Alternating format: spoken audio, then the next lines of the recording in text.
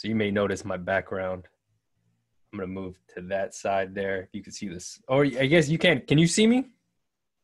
Some people might be able to. Some may not. Yes. My name is Jonathan Stoll.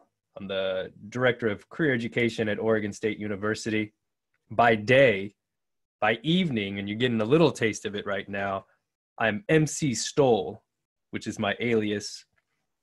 I'm not really an MC, but I have a podcast, and my co-host is DJ Cole. It just kind of worked out that it rhymes. And so we actually explore the intersection of career and spiritual education.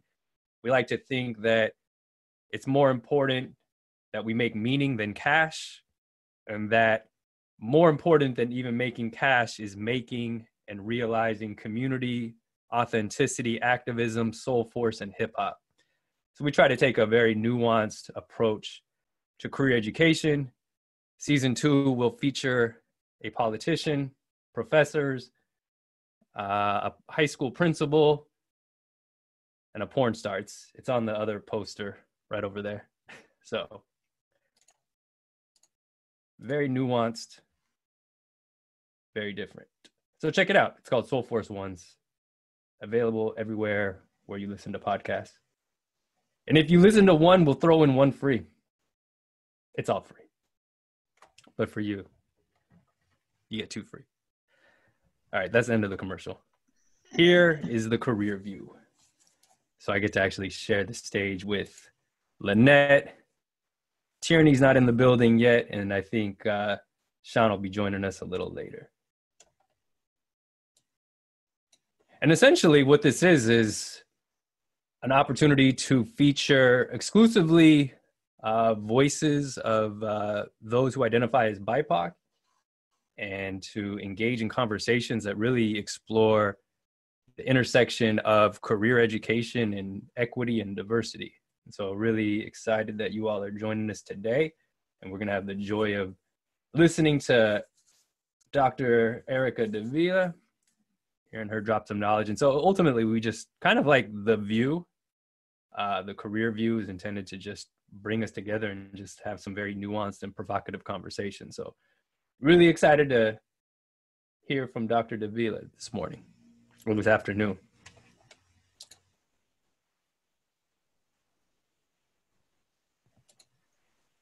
Awesome. And I'll introduce myself. I'm one of the co-panelists of the Career View and one of the 4 co-founders of Color of the Career View. My name is Lynette Correz-Velez. I am the Assistant Director of Career Development at Northeastern Illinois University, located here in Chicago, Illinois. I'm actually from Boston, Massachusetts, so woohoo to all of my Northeast folks in the show today. And, you know, as they say in my hometown of Boston, or Boston, right? Depending on who you're speaking with. I am wicked excited to have Dr. Erica Davila as our, you know, special guest panelist today. She is here to represent. So we're gonna hear some amazing pearls of wisdom around the topics of critical race theory in practice for career services. I believe Dr. Tierney Bates is here. If you want to quickly share the mic with you and introduce yourself. Greetings, everyone. What's up, Boston? Glad to be with you guys today. Excited to see all your faces back with us. I want to give a special shout out to Sheila and Tanuja. They've been with us on a couple of our talks, and they're very loyal to this subject and this topic. So thank you guys for being with us.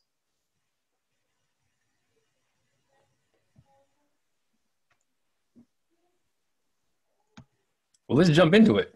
Dr. Davila is here. I got your PowerPoint on my computer here. So I got shared screen. Hopefully everyone can see this.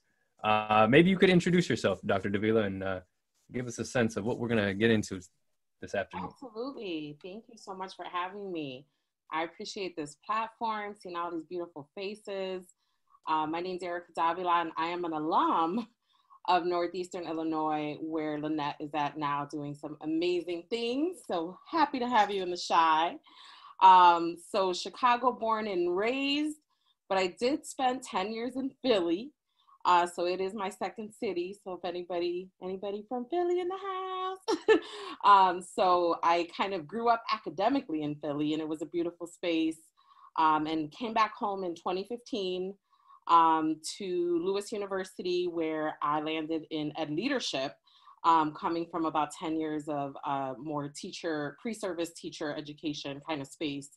And before that was a 5th grade teacher in Champaign, Urbana, where I was doing my doctorate. And so that's a little bit of my, in a nutshell, because my presentation does talk about my trajectory, so I don't want to, tell you ad nauseum who I am. But super excited to be in this space. I'm noticing I have like this pasty COVID color happening because I didn't get any sun this summer. Oh, that's what happens when you're in Oregon. I'm like, just year round, no sun. Yeah, so yeah, I'm just gonna jump into it. I'm not gonna spend too much time presenting. I'm a teacher, it's what I do, but I also love just to, chop it up and, to hear your questions. I am not in kind of the field of career services, if you will. I'm an educator, so when I reflected on today's talk, I'm like, kind of thinking of that in the same vein, right? Like when we think about what education, formal schooling and out of schooling does, if you think about a career the way I do, as a passion, as a calling, all of that is interconnected, right?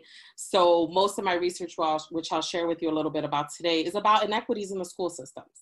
Punto y aparte, as my people say. Like, that's it in a nutshell, right? It's like we still ain't doing something right because our students are still lagging behind. And I remember when I was learning about the achievement gap, and the realization that hit me, that still sticks with me today, probably 20 years later, is like, wait a minute, there ain't nothing wrong with our babies. So something's wrong with those numbers. And I continue to stay in that vein of questioning the structures and the systems that allow those gaps to happen, because they do exist, right? A lot of academics talk about rethinking it, and yeah, we should, but it's there, and it means something, right? When it comes to career services, for sure. So like I was saying, born and bred, Chicago alum, very proud of my CPS background. One of the quotes I learned when I was doing my dissertation research in the early 2000s was that in 1980, the Secretary of Education at the time, William Bennett, declared CPS the worst schools of the nation. And on that foundation, I stand, having earned my doctorate, my PhD before 30. So I'm like, okay, now I'll try again. And my parents did not go to high school. So when you talk about these statistics and these trends and, oh, I'm going to become another statistics, remember the other trend is resistance, right? Like our people constantly have challenged that. And that's why I'm sitting here, on this platform today, that I do value and honor. And then I went to Northeastern, which is a public university here in the city of Chicago, one of the oldest institutions in the city that train teachers. And I have a legacy. I have generations of my family have gone to Northeastern. So I definitely have a place, my heart has a place there. And I studied education and sociology, which is really what led me to my graduate studies, and the critical stance that I still have today was those two disciplines together. I always think if I had just one, I would not have had that kind of perspective that led me to study ed policy and eventually my own lived experience. And while I was in grad school, I was teaching, because you got to pay the rent. And that was a challenge. It was a huge challenge, but it helped crystallize and inform my critical stance on education, because I was literally seeing it during the day at school and then going to class at night, and they're talking about this stuff. And I'm like, yo, that just happened this morning, right? And so really being able to live through some of those inequities. And I'll just give you a quick example, because anytime I have a platform, I share this. If you're a parent, a teacher, a sister, brother, aunt, uncle of a child with special needs, when they do what's called an IEP meeting, it's a very important meeting. It's an individualized education plan. The way the law is written, the parent does not have to be present, but everybody else does.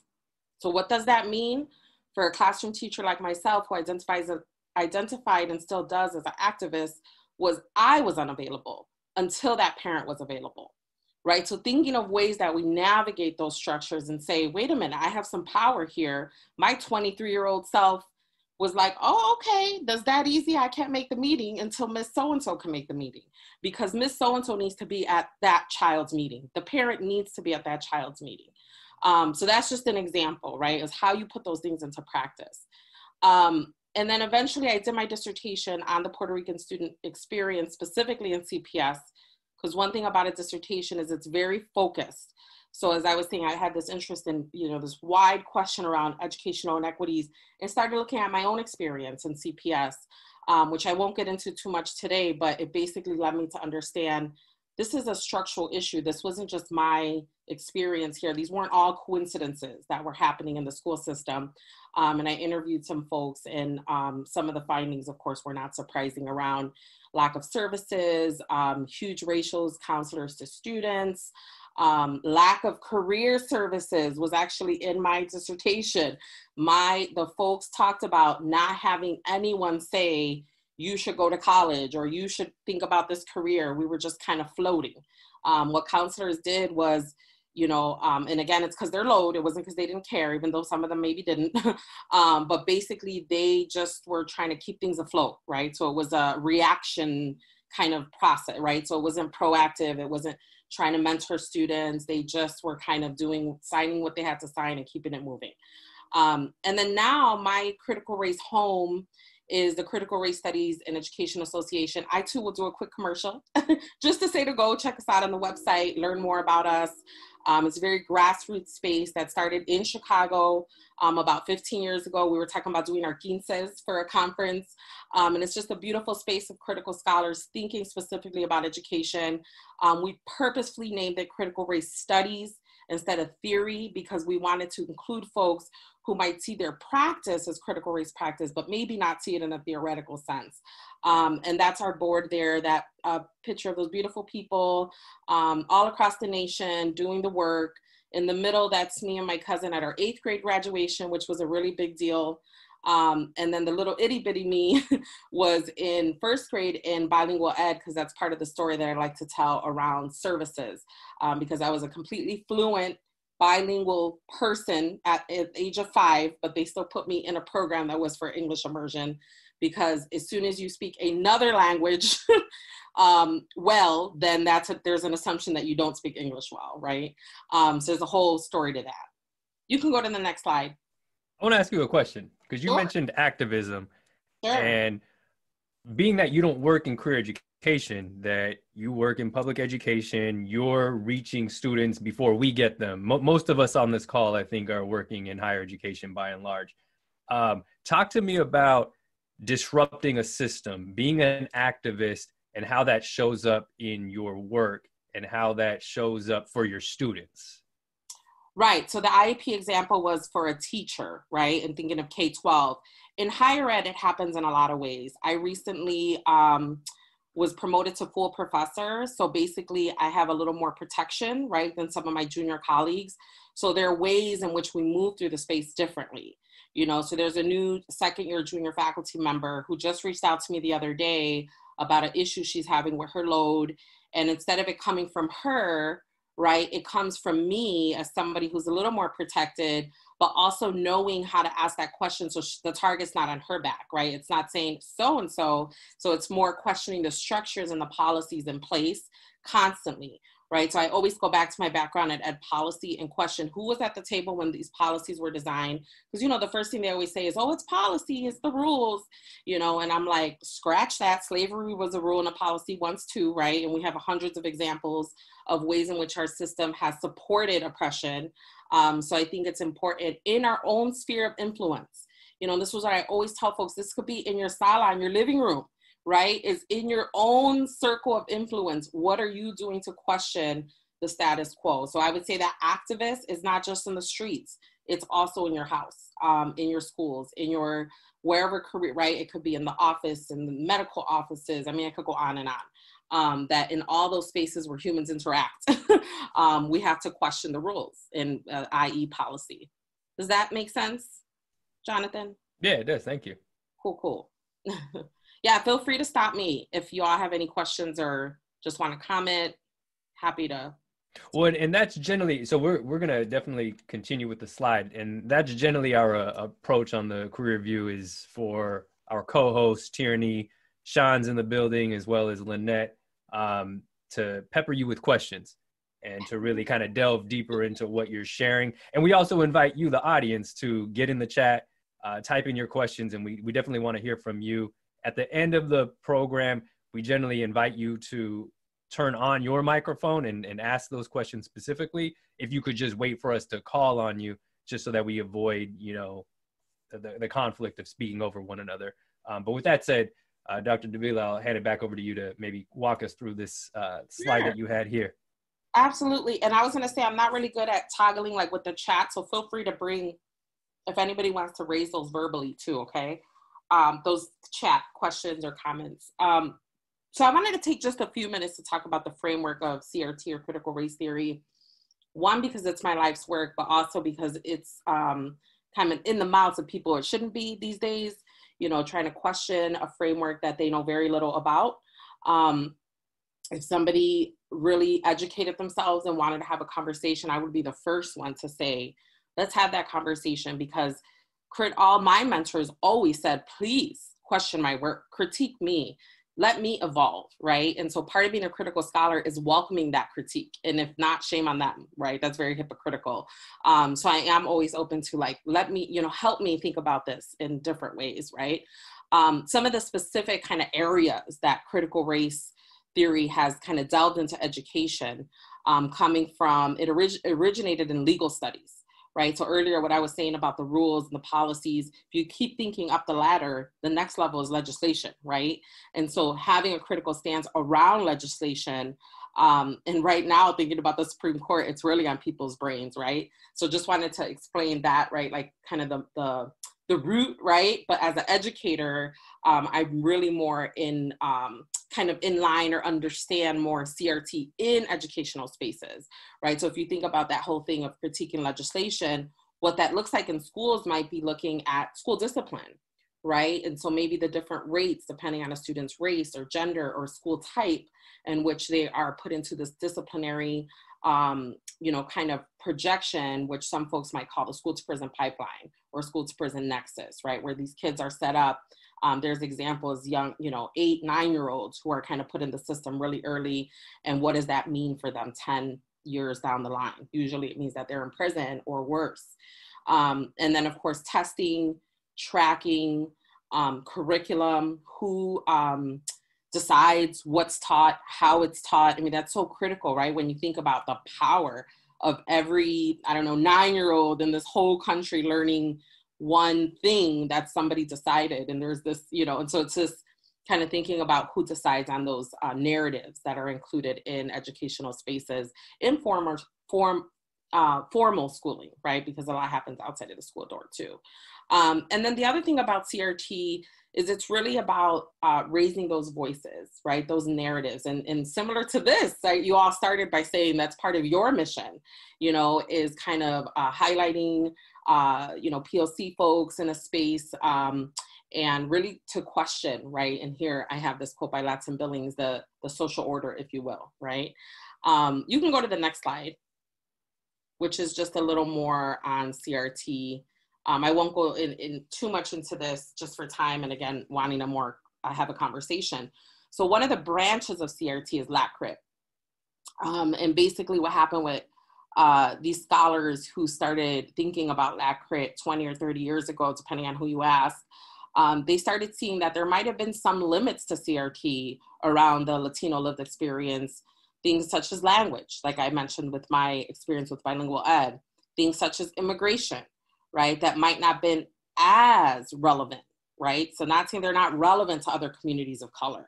And so these folks wanted to take kind of a deeper dive. And there's a lot of kind of sister crits, now they call them. So there's Asian crit and there's Black crit, and, you know, and it's not that they're, you know, there's this misnomer that it's like challenging CRT, and it's like we're growing. So that's why I always use these metaphors of a tree and a branch and or a sister, right? Like there's this connection, but it's also going just a little deeper into some of the issues that are specific to Latinos in the US.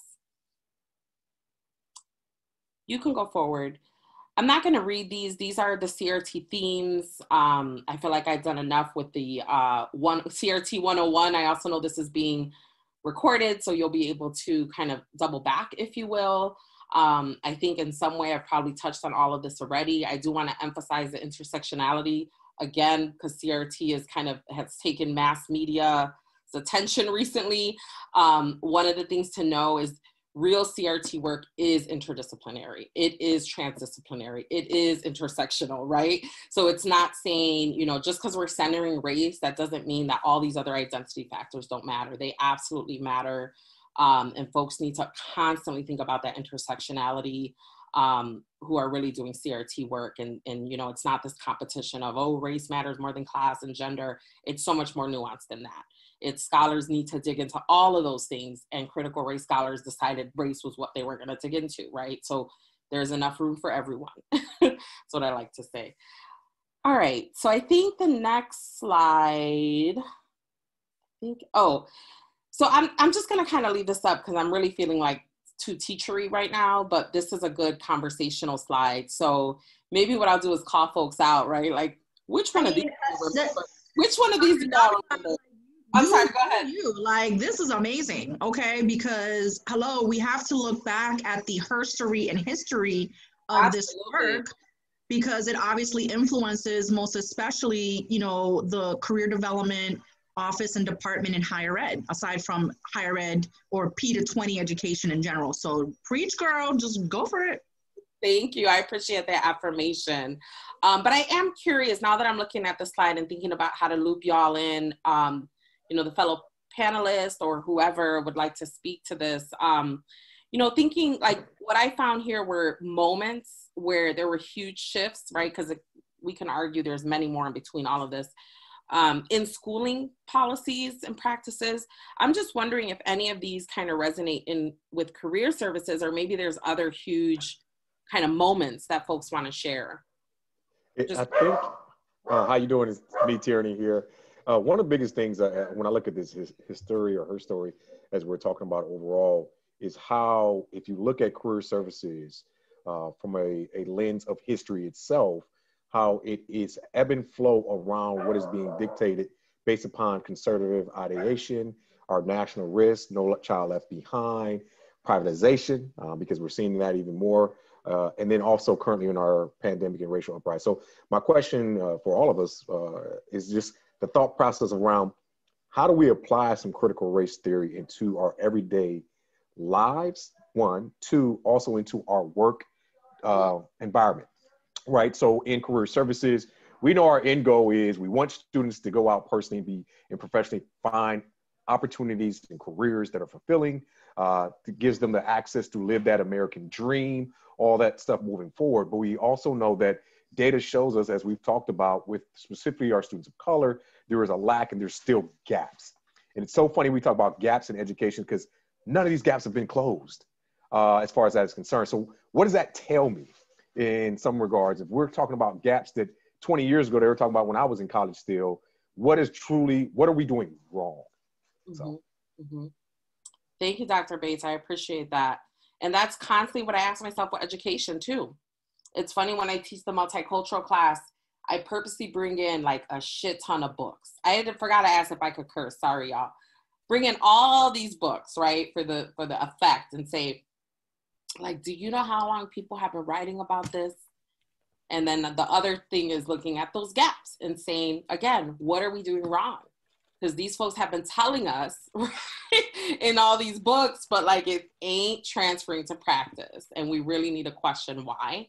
But I could imagine that these moments that I listed here are absolutely connected, right, to career development and just, you know, folks' lives, really, if you think about it. But, you know, one of the things I wanted to mention, that very first point, right, is a lot of times when folks think about the ebbs and flows of education, one of the big things, of course, is segregation or integration, right? Like, oh, now, you know, we were all going to the same schools, which is all not true.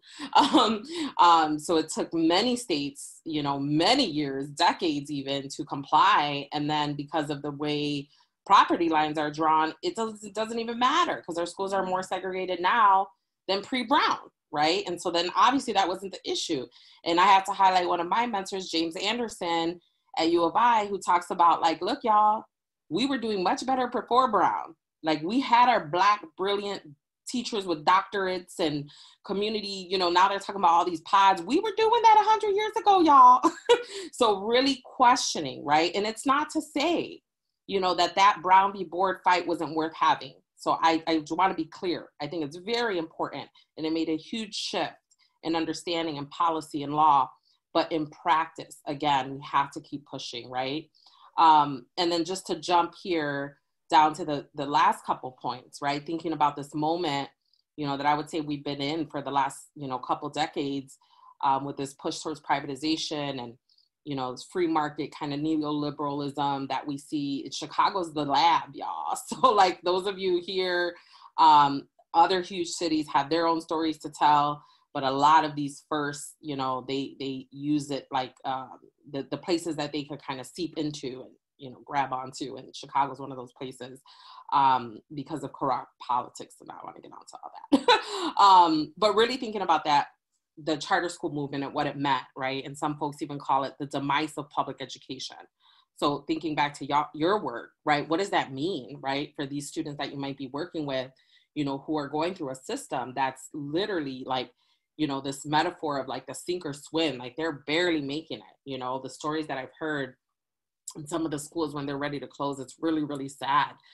The way these kids are basically disposed of, and teachers and whole communities, right? And so like, for example, some of the schools here in Chicago on the South Side, big schools that have capacity for literally 2,000 students, have like 63 students in them. All this craziness, really, and basically trying to finish these students out, but they're not getting the same, you know, kind of education at all. And then we could get into a lot with the different, there are some good things happening in charter schools. I want to say that because back in the 2000s, when I was first studying it, I was completely anti-charter because I knew what it was going to do for public schools. But now, again, remember I was saying, I kind of always critique myself.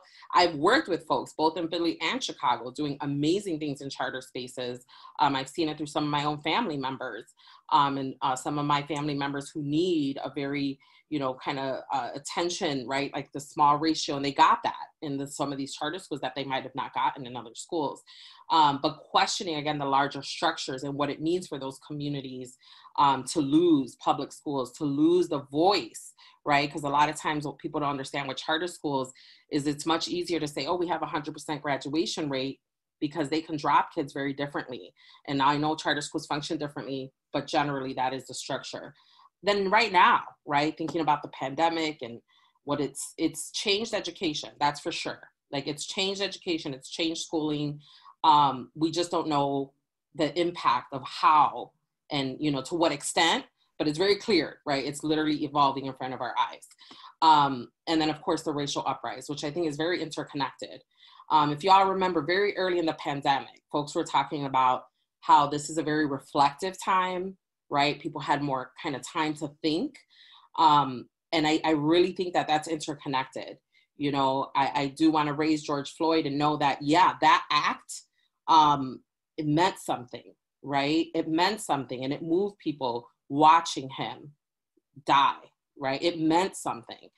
So I don't want to underestimate that, but that at that moment, right? I think when people were so, I don't know about y'all, but right, especially in the beginning, every morning I'm like, okay, I don't have a fever, you know, like really valuing health in a different way, you know, or seeing loved ones, you know, suffer through COVID or even losing folks. So I feel like we were very fragile as a nation, and seeing that happen, you know, was very heavy. And I think it would have been at any moment in history, but I feel like there's something in that intersection, if you will. Hey, so Erica, just to answer your question, yes, you can curse. And I was actually having a conversation with some colleagues about how faculty need, or it is helpful to be more vulnerable. This idea of authenticity, particularly in this day and age when we are in a virtual setting, we are on Zoom, we are in each other's homes. What does it mean to be authentic, to be vulnerable, to share ourselves, to let ourselves be known to another? and how that relates to serving of our students. Can you talk a little bit more about just being vulnerable and authentic, and what does that look like? That's a great question. It's not easy. I'll start there. Like, it's uncomfortable, but you have to do it. You have to be able, I mean, I'm just going to think about myself really specifically as a professor, right, as a teacher. One thing I learned early on about learning was that you have to be uncomfortable, right? If it's easy, you're not really learning, right? And so I feel like there's something to that in vulnerability, right? So when we think about learning, like, I taught math, right? And there's a lot of math phobia. And so I would tell my students, like, it's a beautiful thing. That means you're ready to learn. You're ripe, right? Like, if it's hard for you, but that's a really hard thing to comprehend, because we, in general, as humans, and education students especially, they want to be right. Like, they're the teacher, you know?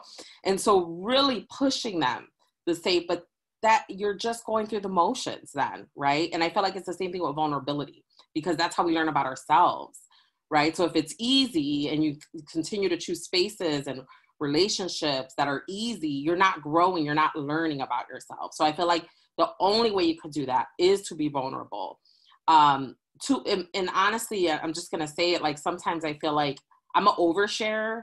So I feel like that's part of being vulnerable, but it's also, it's not always, how do I say this? Like, sometimes there are moments where I'm like, oh, maybe I shouldn't have said that, or maybe I shouldn't have shared that. But I think that's okay to have some regret, because most of the time I'm like, oh, damn, that was hard, but I'm so glad, you know, that I did that. And I welcome that conversation or that critique, you know, from my students or from my colleagues, you know.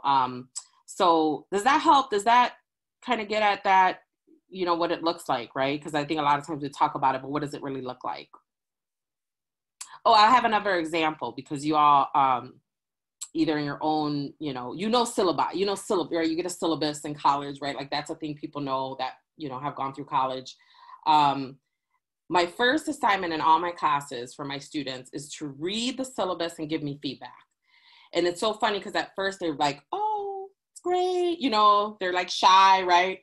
But I work with cohorts. So that second semester, third semester, they're negotiating. They're like, okay, how about 5 references instead of 8, you know? And what about if we read this? Oh, we could do a jigsaw reading, you know? And it's amazing how that practice, right? And as somebody who identifies as somebody who does critical work, critical pedagogy, like, how dare I not, right? Like, my wish would be like, let's create the syllabus together, y'all. But the institution don't let me do that.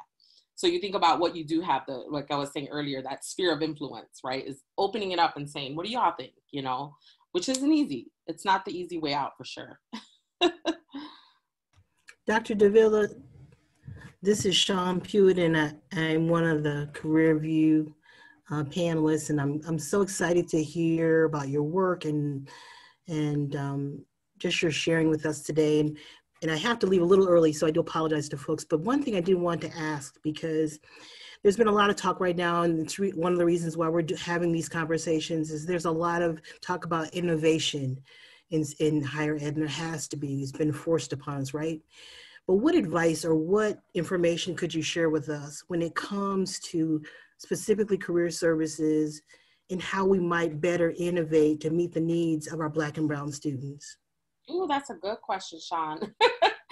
I mean, I think for me, when I think about this question, it's so much about knowing, like, who those students are, you know, and I don't know what, I'm sure it looks like different things for different people depending on your institution, right? But in my previous gig, because I worked with undergrads, I did a lot of student organization stuff, right? So I used to advise a lot of student orgs. And it was amazing to me how much I would get to know students going to a karaoke night on campus. So it was like, oh, I'll stay, you know, an extra hour and chop it up and have a good time. But then in that, getting to know, like, they let their guard down, you hear what the issues are, you kind of get the, you know, the pulse of what's happening, right, in that community, in that space for those students. And those spaces just happen to be mostly students of color. the Black Student Union, the Latino Association. And then I also worked with the, another group that was more like a community service kind of group that was very diverse racially and different majors. And in all of those spaces, you know, I would say, you know, try to meet them where they're at. So you can kind of see where they want to go, right? I think that would be my advice. And then the other thing is something that I share anytime with higher ed folks is the collective is strong, right? And so really trying to find your allies on campus, work together, you know, faculty, staff, students, it's so much more powerful, right? And I'll be honest with you, like those higher ups, when they hear that this kind of group is making noise, they're shaking their boots a little bit, right? Because it's like, wait, what group? Is it faculty? That's the first thing I want to know. Faculty, students, right? To be able to deal with it. But it's like, it's all of us, y'all. We're all here. We all have this question about whatever the it is. So I would say to also find whatever groups that you can leverage, you know, to work collectively on campus, because I'm all about innovation and change, but not at the expense of things that are already working, right? A lot of times we kind of throw the, you know, this out and that out and the new shiny thing. And it's like, wait, y'all. So just kind of moving carefully through that, always keeping the students at the center. I remember I used to always tell my students in those kind of groups, you know, all these people are here for y'all, right? I'm like, all these people have jobs because of you, you know, so don't get it twisted, right? And it's like, oh, I have this question. There's somebody's job. Their whole job right now is that, what you just asked. So go find that person, you know? And so it's letting them know who you are and getting to know them, whichever ways works, you know? And I know, again, depending on the kind of campus, that might look different. Thank you. Yeah, I appreciate that. I think also what we're finding too in this space is that we have the opportunity to disrupt past notions of what a career services should be. So I appreciate all the information you're providing today. Thank you, Shawn. I will echo what you said, Dr. Davila, and to piggyback off of Shawn's question. If nobody's read the book by Clayton Christensen about innovation in higher education or disruption, everybody should go read that book. I got it sitting on my shelf right now, both books, as a matter of fact, because it talks about disruption and disruption from an industry perspective anyway. Uber killed the cabs, if you think about it. I know I'm not in Boston or New York, but if you see a cab in Raleigh-Durham, you're lucky. Uber has killed that. So when we talk about higher education and we're talking about career services, where are we right now? Because I would say, to echo what Shawn's question was, we get in our own way in career development of truly progressing. My argument right now is that we should be out of student affairs. Some offices are in student affairs, some aren't, as far as that's concerned. But I'm a firm believer now, having sitting in the seat for so long and being engaged, I'm in the wrong location as far as a reporting structure, as far as being to address critical race theory, to be able to address certain things. I need to be the associate vice provost or vice provost for digital lifelong learning and the rest of whatever you consider for your life.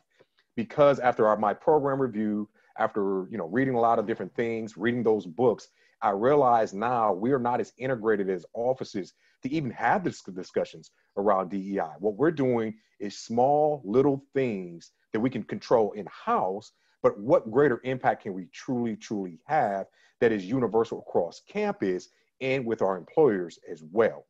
And so that's a whole nother discussion that we need to be having around how we get out of our own way, because the old way of just counseling has to change, because it is about social mobility for our students right now. As they used to tell me years ago, oh, you're gonna have 7 jobs in your lifetime. That probably would be true, because I think I'm working on number 9 right now, as far as that is concerned. And so I say that to say is, what will be the jobs in the future, specifically in North Carolina, as we just had a meeting with our state economics that tells me 30% of the roles and jobs here in North Carolina can be automated. And so what do I tell a student who wants to go in a certain area that it might not exist in 10 years, as far as that is concerned? And how are we developing our students, especially our Black and brown students, to be able to navigate that from a social mobility standpoint moving forward for the future jobs, future opportunities that are going to be around digital skills, digital learning. We're not going to leave this remote space. We're not going to leave this, what the pandemic has done to us. We have to pivot moving forward. But I really feel, based upon Shawn's question, we get in our own ways here within career services, and we need to be elevated. And I know I'm probably preaching to the choir, everybody here, on campuses to a higher level and respectability, and not looked at as just a place people go to get their resume looked at or do certain things as far as that's concerned. And there is literally a shift, a paradigm that needs to happen. Well, you know, it's not just the digital skills, because that's true. Like what we're experiencing right now is an accentuation of where we're going as a country, and the fact that 50% of the jobs that are going to exist 10 years from now don't currently exist, right? And that need to be adaptable.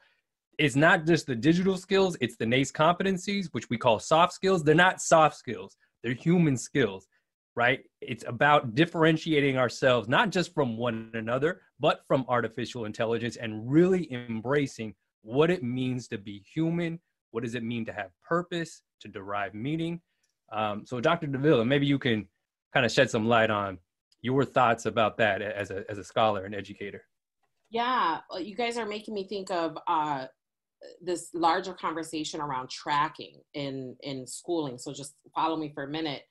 You know, I think the part of the reason, and Dr. Bates, thank you for bringing that to the forefront around where you are in the structure, right, of higher ed, which is so critical to understand.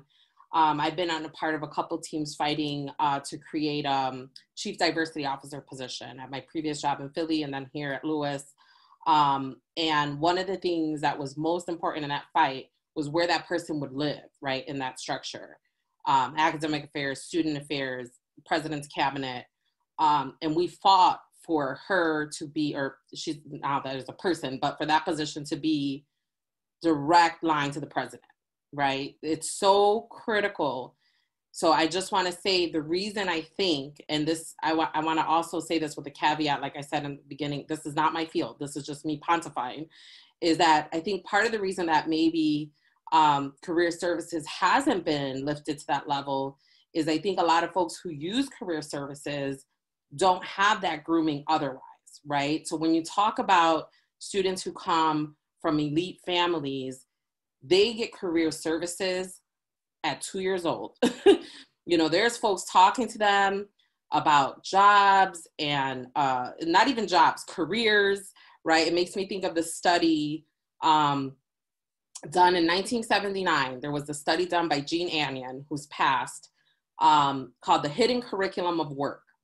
And what she did is she went into, I think, 5 fifth grade classrooms by social class, the elite schools all the way down to the working poor. And what she found was in 5th grade, so that's around 10 years old, those kids were already being trained for the kind of work that they were going to do based on their social class, right? So the elite kids were being trained in those math classes to be innovative, to not choose A or B. The working kind of middle level folks were being taught higher level math skills. They were being taught how to manage folks. But then the poor students, the lowest income bracket, they weren't being taught shit. I mean, to put it frankly, because what they were being taught was you know, this idea of what Ferry called the banking, right? So I'm going to give you something, 2 + 2 is 4, and give it back to me, right? So there was no real higher level learning, right? So come all the way back to what you said, Dr. Bates. I think that's really critical, because that study that was done is just a microscope into this larger issue. And there's a really great book. It's kind of dated now, but it's one of my favorite, called The Sorting Machine. Sorry, Joel Spring. I was like, who's the author? Joel Spring, like the season, spring. Native scholar, does beautiful critical work. And this was like 80s, 90s. I mean, it's dated now, but he had this really great argument and thesis around the way our schools sort. And I think, of course, that goes through up to what you guys do, right? And what does it mean when you're working with a student like myself, who was told, by the way, at Northeastern, it was good and bad and ugly, right? That I should probably go to community college. And that's not community college. I actually advise my own nephews to go. But basically what I heard at that time was that I wasn't good enough for the 4-year university. So it was how I interpreted that. I mean, it gave me the kick in the ass I needed and whatever, and I graduated. And, but at that time, it was so heavy. It was so layered, right? And so again, thinking of that trajectory, right? So are you talking to students like myself who might have never been asked seriously, what do you want to do when you grow up besides get married and have kids, by the way, which I've done neither and don't want to do either. And no offense, I mother a lot of children, but don't have my own. So again, right, thinking about that trajectory, and unlike children who, even in my own family, maybe a cousin whose dad owned his own business. So she went to the, so that was a kind of career development, right? Even though she went into a different field, but even just being exposed, right, to different, when you're in a working poor family and living off public aid, like that's just not your reality. You're thinking about eating, sleeping, and getting heat or air, whatever you need at the moment. It's that basic food, clothes, and shelter, right? And that's just the reality of what it is. So thinking about the range of people you work with, I can't even imagine, right? Like what it might take to understand those gaps, or lived realities. Dr. Davila, I'm going to add some contemporary context to the examples that you just gave. And are you calling me old? No, just like I'm just messing with you. Emerging practitioner, scholar, was able to research some information and put that in the chat box on all the outstanding resources that you gave. I will transparently and vulnerably share that during this past summer, my son now goes to a progressive education school. It's a private school here in Chicago, Illinois. It's actually in the top 100 best schools in the United States. Called, well, it's recording, so I won't say the name of the school, but if you want to find out, I can tell you offline. And we had a very quick across the street play day with one of his classmates and his mother. And I had asked her, I was like, oh, so what sort of games are you playing with him? We're in the middle of our pandemic, our kids are 4 years old. And she's like, oh, so you want to tell, Miss Lynette what you did yesterday? And he was like, oh, I created a money museum and I am the CEO and my brother is the CFO. And Arturo, you want to play with us? And I looked at my son like, money museum? CEO at 4 years old? Like, that was just so mind-blowing for me, right? The level of imagination that this mother of, she is part of the upper class, she is part of the 1%, was training her child to think in a particular way that I have never had access to.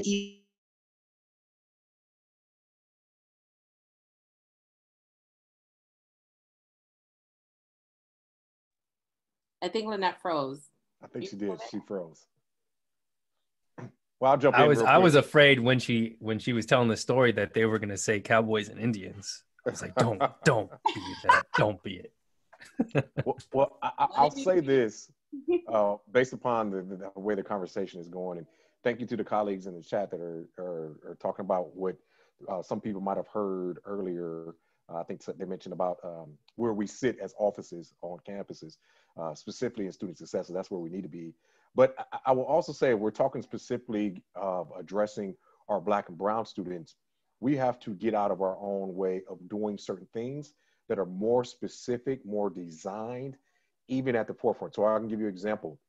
At UNC, I've been having conversations around orientations and admissions and in that process. Now they look at me and they'll say, oh, okay, yeah, sure, we can use your help. But they're not understanding what I'm saying. There's a difference when I sit across the table and I'm talking to a mom that looks like me saying, what does your son and daughter wants to major in? We know they want to come to UNC Chapel Hill, but what do they want to major in? And as Jonathan already mentioned, what are the skill sets you think they have now that I need them to have over the next 4 years to be prepared? As you mentioned, Dr. Davila, that they're already getting some education, some other folks at a very early age, where mom and dad is just happy my baby going to college. Mom and dad is happy that the baby graduates, but mom and dad doesn't realize that at the end of the point when they got the student loan, they got to pay that back. And so we talk so much about completion and getting into college, specifically for our Black and Brown students. Yes. We're not talking about aligning career in the soft skills or the human skills, as Jonathan has mentioned, to them.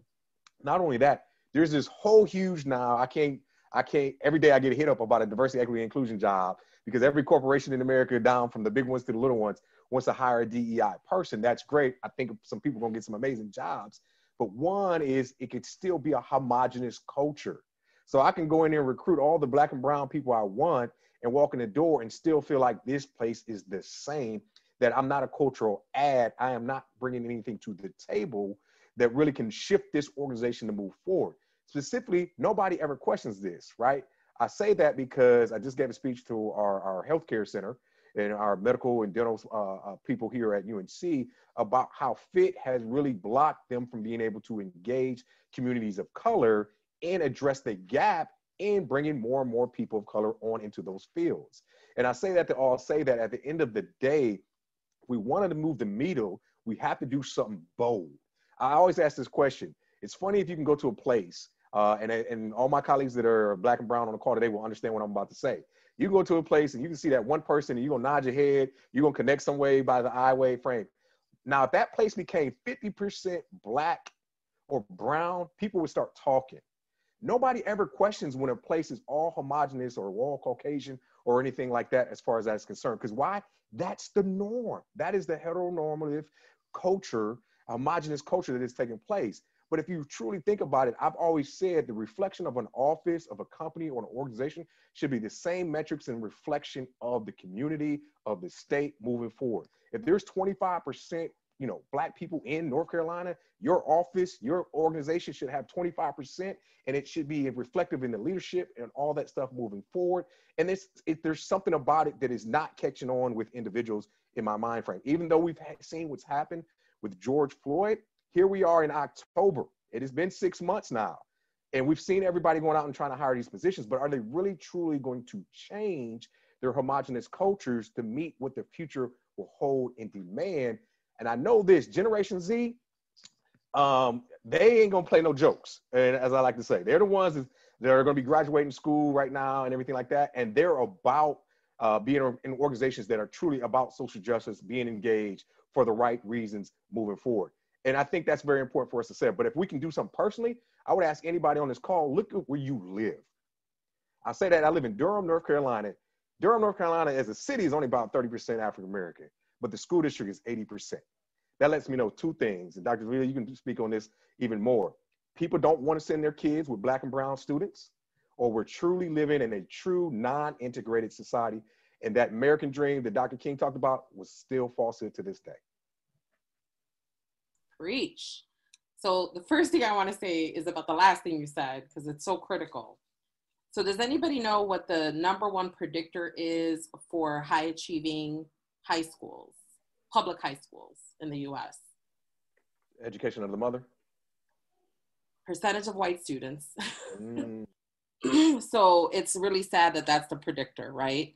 Like most large school districts, urban public school districts, CPS has upwards of 90% are students of color. I don't know the city though, I have to look that up. I haven't looked it up in a minute.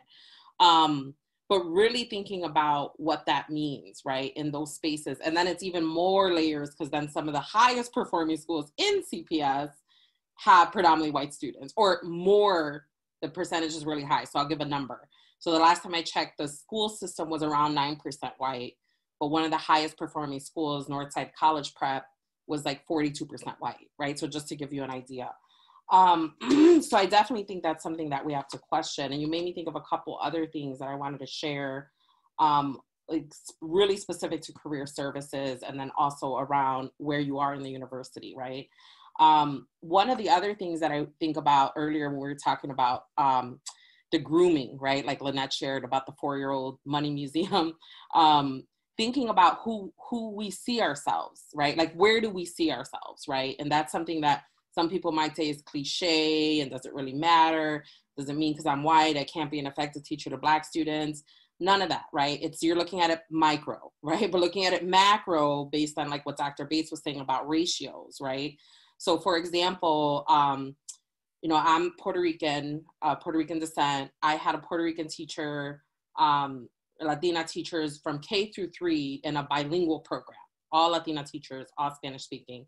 When I was mainstreamed in 4th grade, I had all white teachers all the way through until I got to college. And then I had one Latina teacher who I actually had a really bad experience with at Northeastern, who dissed me because of the way I speak Spanish. That's a whole other conversation, right? The microaggressions that happen within groups. And then fast forward, the next time I had a Puerto Rican teacher, I was doing my doctorate. And that's because I did Puerto Rican studies. So I sought her out, right?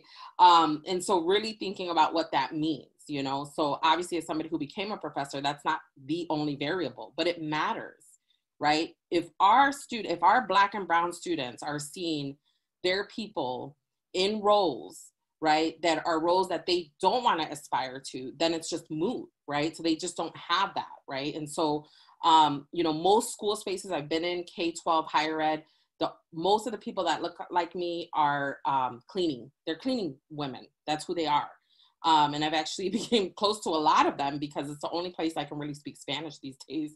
But it's so messed up, right? Like if you think about it, like, sure, I have high respect for their job, but that it's the pigeonholing, right? So it's like that, if that's all they see, right? And so it's thinking about, you know, students who identify as white, who might see, you know, really powerful people up from the president, right, all the way down who look like them, then it's just a different idea, right, of what you can be. Like I observe my little cousins, you know, like one of them is 6 and he has this thing where he's going to be a professional. It's hilarious, guys. He's going to be a professional basketball player until he finds a wife. But then when he finds a wife, he's going to go work at the restaurant like daddy so he could be home and help his wife with the kids, which I think is adorable. But really thinking about that early socialization, right, is so powerful. We don't realize how long that stays with us, right? Like if we see somebody in that role that you might aspire to, even on TV, right? Like, so maybe it's not even in real life or on social media or something. And then the other thing I wanted to say was about questioning the makeup, right? Remember earlier I was talking about your sphere of influence. So if you're on a committee, this just happened to me recently, and you see that there are no folks of color, or, you know, one woman and 12 men or something, right? You're like, this doesn't seem right to be diverse. Question that, right? And remember earlier I was saying the collective is stronger, right? So what I did in that group is I reached out to this white woman who's an ally, right? Like we've had a lot of conversations about, you know, being critical and challenges. And so I reached out to her and was like, hey, you know, I'm just wondering, you know, we did question the group collectively. The 2 of us came to the group and said, you know, there are no Black people in this group. Like, that's not okay. This is a group on leadership. And why don't we have any Black leaders in this group? So whatever that group is, you know, or even like, why isn't there a student, right? Like, so we asked that too, like we should have students in this group too. So rethinking compositions, rethinking membership, you know, that's rooted in, you know, it's rooted in colonization and hierarchy and power, right? And it's just kind of, it has stayed, right? And thinking about who deserves the right to be in certain spaces, you know, that has to do all with property, which is huge in CRT. And we talk about rethinking things and the power of property, right? Which in this country has meant property is for white people, right? There's a book called White by Law. I highly recommend it. Lopez is the author. And she looked at when groups had to go in front of the court to prove their whiteness in order to gain rights.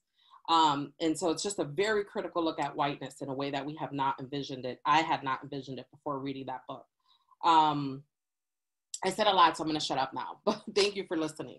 Thank you, Dr. Bates, for bringing us into that combo.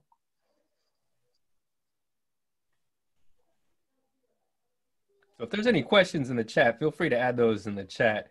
Dr. Davila, you didn't talk much about YOSO, so I wanted to bring YOSO into the conversation, cross-community or community cultural wealth, the value of our students, where they come from, their cultures, their value. If you could speak on that. Sure. Thank you for bringing Tyra Rosso into the space. Yeah, I think that's definitely at the heart of CRT when you think about this idea of lifting voice, right? And then you ask why those voices, right? And again, it's because they haven't been part of the conversation enough to change the structures, right? So when you think about it from a classroom teacher perspective, I mean, it could be as simple as deciding which storybook you're going to read to your students, right? So it seems like such a small decision, but it has such huge implications, right? Of what kind of curriculum you're going to share. My first teaching job was with 2 and 3-year-olds, y'all.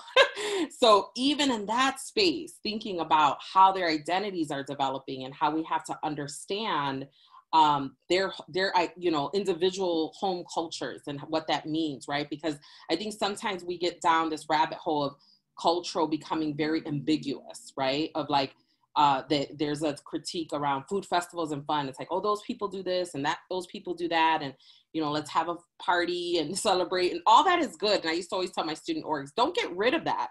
Just contextualize it, right? Have a history lesson, bring in a scholar, interview them, or an activist, or, so it's like, that's part of our culture. That's okay, right? That we like to party, but contextualize it, right? And there's so much history around, even back to slavery and music and party, right? It means something, it has a value, right? And in my dissertation, I played around with a concept called home identity advantage, which borrowed some of these ideas that you mentioned. And what I was arguing was the students that I interviewed that had gone through CPS, they had an advantage, right? So we talked about an advantage, or some people might call social capital, right? Of those, we'll just call it the money museum, because that was such a good example, right? The money museum kind of kid. But right, there's something about, what I found was in the Puerto Rican culture, there was something about this home identity advantage. These people were the most important people in the world when they were at home, right? And sure, it's complex and it's not like all of them had, perfect childhoods or anything like that, but they talked about the value, and honestly, I even problematized it a little bit, because the boys, or the men that I spoke to, talked about when they were boys, like it was almost to a fault, that their mothers over-mothered, if you will, right? And it was this like el rey, the king, right? And this value, right? And so what I played around with there was like, that's an advantage. Their home identity, like I'll never forget one of the interviewees said, at the end of the day, all the bullshit, I work, I go to school, I come home, I know I have a hot plate of food and somebody who's going to give me a kiss right on the coco. And I was like, I love that, right? Like, it's like this idea of that space, that home identity having so much weight that I think we underestimate. So thank you for bringing that up. I think it's at the heart of so much of what we do, and getting, like I said before, getting to know your students who you're working with. Any other questions? Ooh, this is a busy chat, y'all. I love it, but I'm having a hard time following, so feel free to just talk. Well, first of all, I think they dropped in there the Dr. Terry also information, but also the book you were talking about, so which is really good. There's another book out too called The Color of Law by Richard Rothstein. Oh, yes. Which is really good, and I see Sarah shaking her head.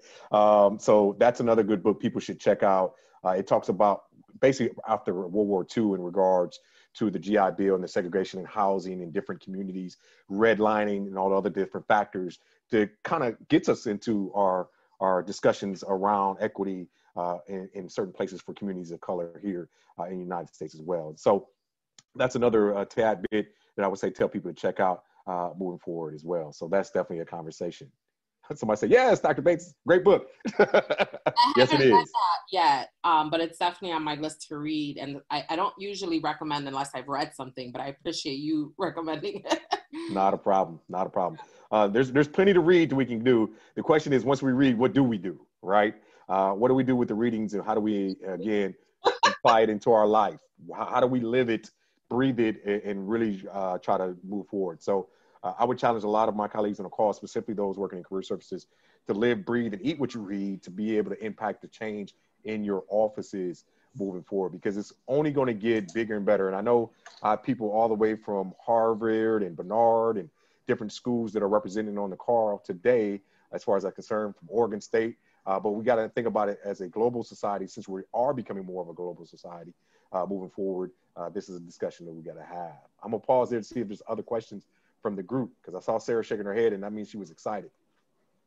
There was a question in here from Stefano, who said, how do we get leadership and fellow colleagues to take meaningful action towards using critical race theory in career services, such as coaching and recruiting? I'll offer just a couple. One, I think, is having somebody in your office, because there's often this approach that it's everyone's job and then it effectively falls on nobody. And so having somebody in your office, so in my role as director of career education, within my position description, while I supervise 4 career advisors in our academic colleges, my role is specifically focused on student affairs, and with a particular emphasis and attention to closing that gap and engaging our students with marginalized identities. And so we just created a panel series called Things I Wish I Knew About, which exclusively features alumni and employers with identities they identify as BIPOC, right? There's other things in terms of having web pages, right? Where I think it is really important to recognize that the majority of our students have minoritized identities. They are women, they are BIPOC, they have disabilities, right? Let's talk about that. I think it behooves us to have those conversations. We can't just perpetuate these social dominant cultural norms that this is what corporate America wants, and so we're just gonna give them what they want. We need to prepare our students and have authentic conversations about the realities of the systems that they were going to have to navigate.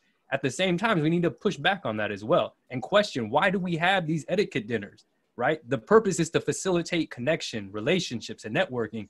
But does how I hold my fork, does that really dictate my success, right? So let's have those conversations. Let's problematize it. But Dr. Davila, do you have more in terms of coaching, recruiting, other things that we in career education should be considering or acting on to disrupt this system, to innovate and create change?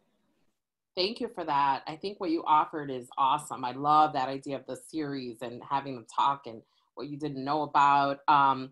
One of the things I was I guess more of a wondering, right, is when you think about your role in career services, thinking about the like when you come to an institution, right, what kind of professional development are this community receiving in order to understand that? Like, one of the things I realized in the work I do is in our principal program, there wasn't enough, there was kind of this assumption that folks came to the space with so much, because they had to be teachers for at least 4 years, and, they have all their teaching. And so I realized, like, there's just not, and so it's thinking about also whatever it is, formal or informal, right? How we can support this community to be the people to do exactly what you're doing, to say, we need to, like, bring this into the room. We need to talk about, why are this, these gaps or whatever the inequities are. Again, if it's race, if it's gender.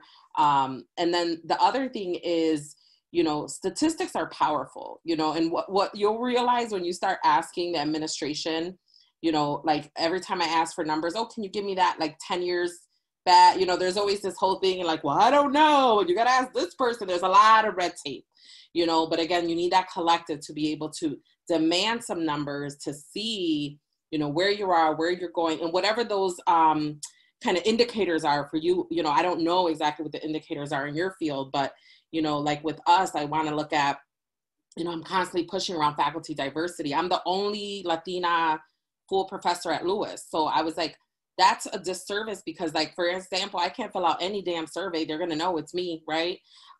So that's a thing though, right? That is a thing, right? That we need to recognize is, how are these structures, not, you can't just pick and choose the numbers, because they like to put some numbers up like, oh, we're doing great, and I'm like, well, let's see, like, are we though, and looking back, and maybe some projections and thinking about, how you put those folks to work that you usually crunch numbers for capital, for money, right? But it's thinking about the services and what we're doing or not doing for our students.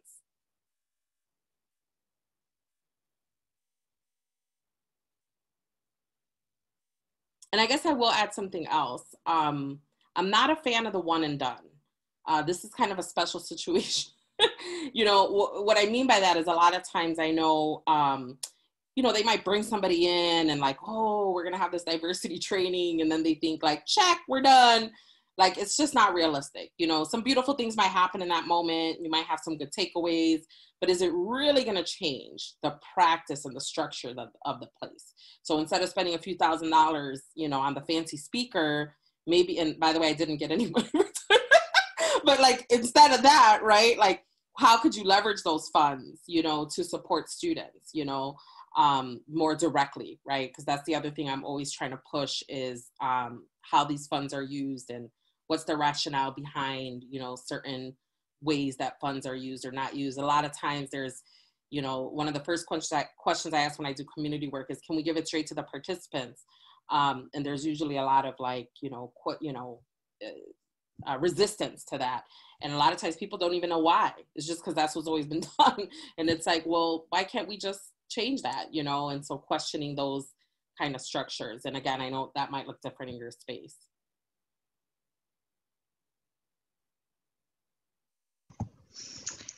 So I have a question in regards to, because I'm looking at the time as well. What does CRT in practice look like in higher ed? And in particular, you know at least a little bit about career development, career service departments. If you can frame it in that, whether it be 10,000 foot view, whether it be micro view, whichever you want to pick. Yeah, good question on that. A good way to kind of start closing, right? I think, I think a lot of it we've talked about. I think for one thing is being racially conscious, racially aware of what's happening in that space, right? So the first thing is the representation, which is, by the way, the first thing, right? So getting, and you all mentioned this earlier with students, getting them there is not enough, right? So we're really good about that for faculty too, right? And I know I keep referring to faculty because that's kind of what I know more. Faculty, staff, students, what have you, right? So it's like, I remember getting into it in my previous university because they wanted to start this whole program to bring in Black and Brown students to become teachers. And it was a beautiful vision, but we weren't ready for that. And I kept saying, like, you can't just bring folks to a place that is toxic for that very person. You need to mend and figure out what the hell you're doing in order to bring those folks in, right? And so I would say, the first thing, right, back to the tenets of CRT is being very conscientious around how race and racism is operating in that space, and how you can resist, right, that institutional racism, highlight, ways that has worked, right? So like looking at research, and I would say that's where the scholarly work might come in, is what have folks done that has worked. For example, there's a lot of really dope mentoring kind of ways to frame mentoring for faculty of color to stay, and I'm sure there's stuff, around staff as well, right? And thinking about how we leverage that research. I mean, the other thing I would say is you're always questioning the dominant narrative. So that's another tenet of CRT, so constantly questioning those policies. Who was at the table when they were designed? Who's implementing them? Who's enforcing them? Why? Constantly digging into those critical questions around policy. So much of what we do in higher ed is driven by policy. Those bodies, right, of folks. Like I remember I was on the search committee for a provost, and we had all these fancy meetings, in the dining room and shit. And I'm like, why are we spending money on all this? Like, can't we just like meet in the conference room and like use that funding? Like it just seemed so. And this was, by the way, before the candidate. Because I know they want to like impress the candidate, which is a whole other thing. But just the search committee, and the student, there was a student on the committee, even she was like, oh, I like feel so uncomfortable coming to these meetings. I'm like, look, y'all, look what you did, and so really trying to put that into practice of the inclusive space of recognizing, like in any community, you're going to have people from such various backgrounds. I was just talking to one of my homies and we were talking about being online and like how sometimes our families don't get that we're working, and he was like, yeah, sometimes my mom will be in the kitchen, like, like, hey, the food's getting cold, and it's like, that's an example of like being, like earlier we talked about vulnerability, right? Like just bringing your whole self, and so I think that's another part of CRT too. And somebody else said this earlier too, is, being very specific and saying, this is a space for people of color, right? And I think you had said it, Dr. B, right? Like people might question if there's a group of Black folks meeting, but maybe not if there's a group of white folks meeting because of what we're used to, right? And so being very intentional and talking across racial lines and saying, y'all need your space and we need our space. Do we need to talk together? Absolutely. But there is power and there's research. So it's not you saying that, right? Lean on the research that shows the power, of those groups. One of the best, books I always recommend, it's getting a little dated, but she did an update Why are all the Black kids sitting together in the cafeteria? Beverly Tatum, right? That's a very quick little read, and folks, it resonates with folks. She has a great chapter on white identity development, you know, and I know I'm such a nerd. I just keep giving readings, but that's what I do, y'all. But a lot of these folks, of course, you know, they're full of people, right? Like there's beautiful videos and other kinds of ways to absorb their thoughts and ideas, especially now there's so much happening online. So I feel like I might have gotten a little bit of a circle, but there's that. Thanks for all the stuff in the chat. Seeing people putting all the links and stuff. Y'all are awesome.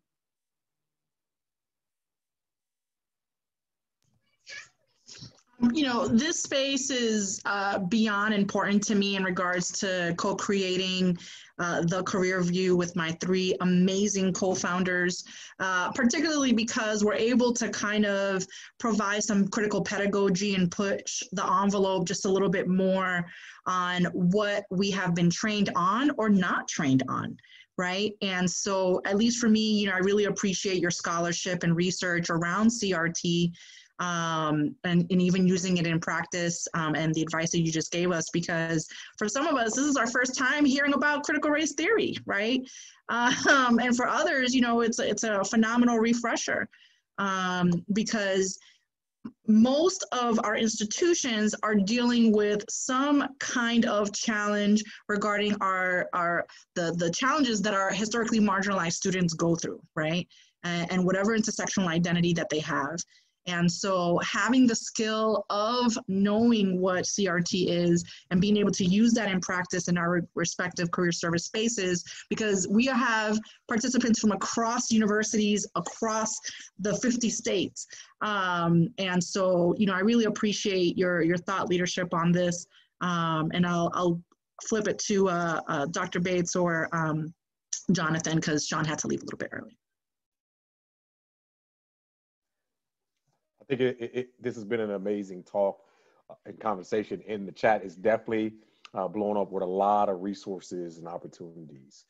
I want us to understand, and I know we only got a couple minutes left, that I want people to challenge, and as I'm using the tagline going into the year of 21, we know we're in the last quarter of the year, it's October, you know, over the next 30 to 40 days, students will go home, we'll have finals, a lot of us will end by the time Thanksgiving has come around. So it'll give us an opportunity to recharge ourselves between Thanksgiving and Christmas, to be with our loved ones, to kind of understand what this pandemic is still going to look like and move forward. We will have an election in the next 20-something days that will have an impact no matter what on higher education and our lives as in general. I want people to take that time though, after November 3rd, after Thanksgiving, to really sit back and see what can they do in their wheelhouse to affect change. So for 2021, I want everybody on this call today to think about elevating your game. And that's what needs to be the focus is going forward. Let's elevate our game around what we're doing around career services. Let's elevate our game for our students. Let's elevate our game for our institutions to understand that we be at the table of decision-making that can have an impact on our students. Let's elevate our game to make sure that we're doing the right things around diversity, equity, and inclusion. And so anything I can say is everybody get re-energized and take that time when the holidays break for you to put together your goals for 21. I don't know about you guys, but everybody has that New Year's Eve. This is what I want to do in the next year. Put that together and put these things in your mind frame. I'm a firm believer in writing your goals down. That way you see them every day and see how we elevate the game. We can change higher education just by the few people on this call today. We can change it within our institutions. We can change it abroad. If I look at my colleagues at Youngstown State, they were just on strike on Monday and they got their contract today. We can change anything that's going on as far as that is concerned. And we just have to make sure that we put skin in the game. And that's the important part of it overall. I know we got significant others, mortgages, all that crazy stuff trying to deal with. Your campus might be going through furloughs or other opportunities. But I tell you right now, we will get through this and we need to elevate our game. Can I say one more thing? Just because I think it's so important. I meant to say it earlier. You know, it's so powerful, the position you all are in. You know, one thing that I've learned in my research, is revolution starts on college campuses, right? A lot of folks think, you know, the streets, I mean, they take it to the streets, but, you know, I'm looking at the Chicago Young Lords and their activism back in the 70s in Chicago. And through that research, have looked at other groups, and the constant variable in all the groups is that they are young folks. And so just thinking about the power that y'all have working in those kind of spaces, and the history, you know, of all the changes that have happened from seats just like yours, you know, and really challenging the institution, you know, to move, you know, and they can't keep trying to just recruit us for these numbers and these quotas and these funds. And, you know, we have to push back and say, you know, it's due time. And then the last thing, you know, I love that idea of the goal setting. And I tell this to my students, is find an accountability buddy, even though that word, you know, is problematized too, but somebody who's going to hold you to it, you know, in a space of love, and say, okay, let's do this together. So this is a beautiful space that y'all have created. And I just want to thank you again for bringing me in today. Well, thank you for being with us. We really appreciate it. As far as that's concerned, to all those who attended today, we have recorded this and we can share that back out with you as far as that is concerned. Join us next month, November 19th. That'll be our final discussion for the year. We are going to take a break. We know December is a time to be with loved ones, but December 19th, join us. We'll have Ms. Wilcox coming to speak with us that month. Please share with other colleagues. I want to thank Sheila and Tanuja and her whole team pretty much participating. Bring your team. I think we need to talk about professional development. This could be a great opportunity for professional development for your own team within your own prospective offices. And so bring other colleagues, talk to those who might be involved with NACE. Let's bring some employers into this discussion as well as we move forward. Overall, I'm excited to learn that I think NACE is going to be naming pretty soon a diversity director for diversity, equity, and inclusion. So we look forward to seeing who that person will be to help us also navigate some of this dialogue and this discussion. So thank you guys all for being with us today.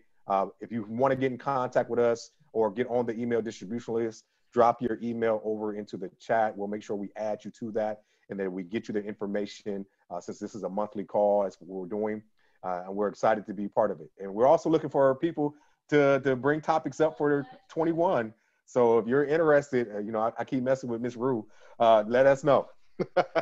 You brought up something interesting, Tierney, and I wanted to highlight was the professional development piece. Because I know for some teams, if you're the only person of color there, it could be a little off-putting to have some of these conversations. And so this might be a strategic kind of creative way for us to say some of the things that you may feel uncomfortable saying, right?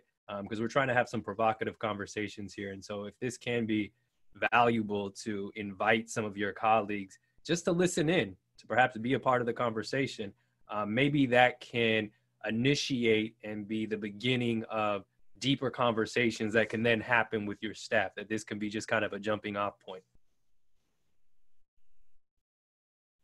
But yeah, really enjoy and thank you all for joining us today. We do have a few minutes, so if you all have any additional questions for Dr. Davila or ourselves, feel free.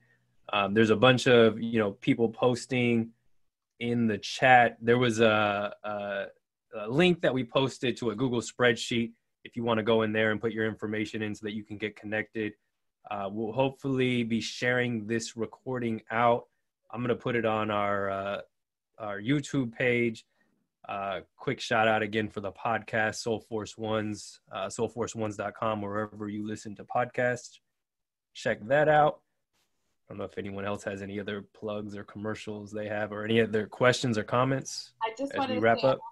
Oh, sorry. I put my email in the chat as well. If anybody had a follow-up question or wanted to dig deeper into anything, I know sometimes the big group could be a little intimidating, but I'm always happy to continue the convo.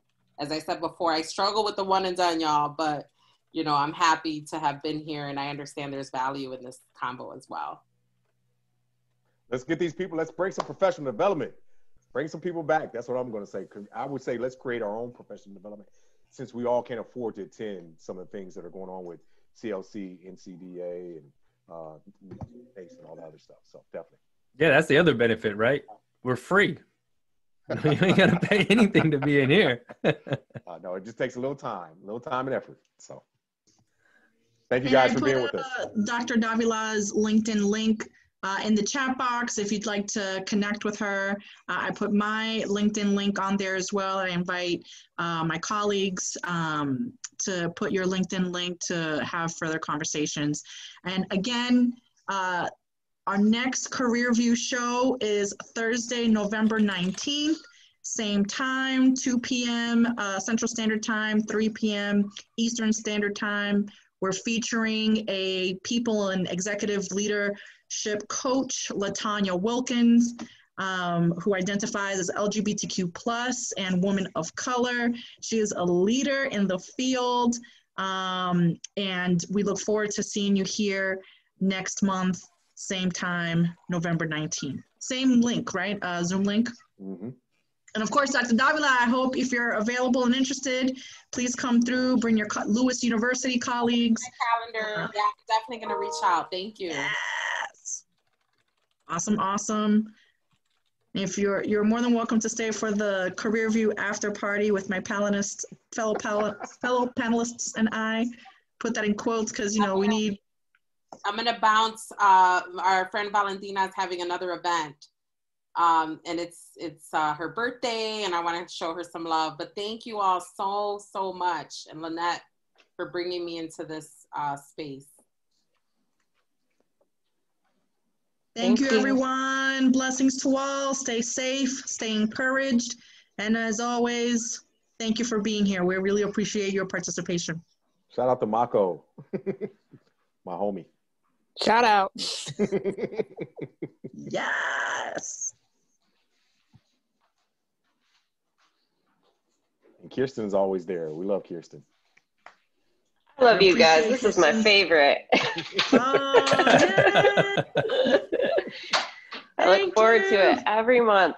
Hey, you know, you guys were talking about like ideas and things like that. I would love to hear, to get, I think I sent those couple of people over, but I would love to hear like supporting students, especially like considering code switching. I also am very interested in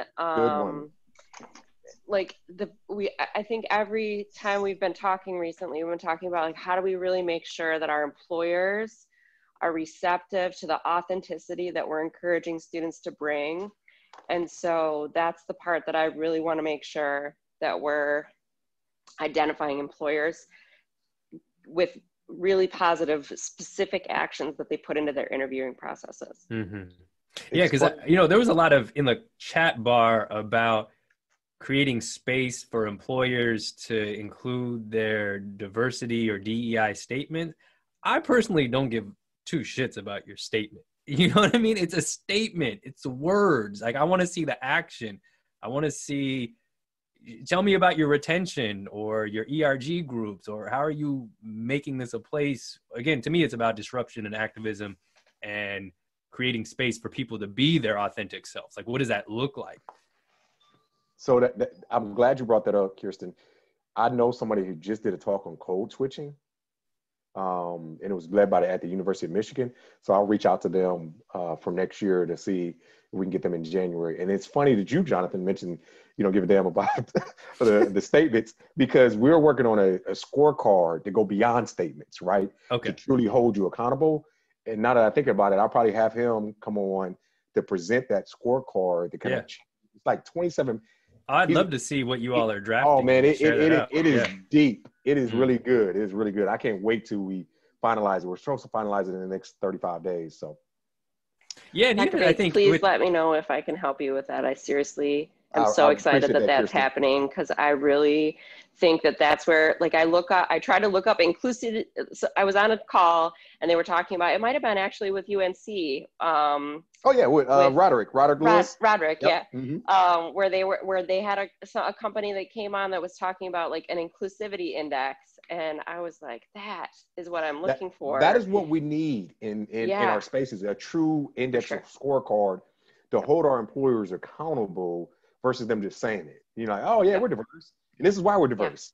Well, and I think Tierney, like with this platform that we're creating, giving the opportunity for those of us who are doing innovative things like that to share that out. Because I don't think there's enough information sharing when we have a best practice to really highlight that. So we all could, I'd love for Oregon State University to do something comparable to that, right?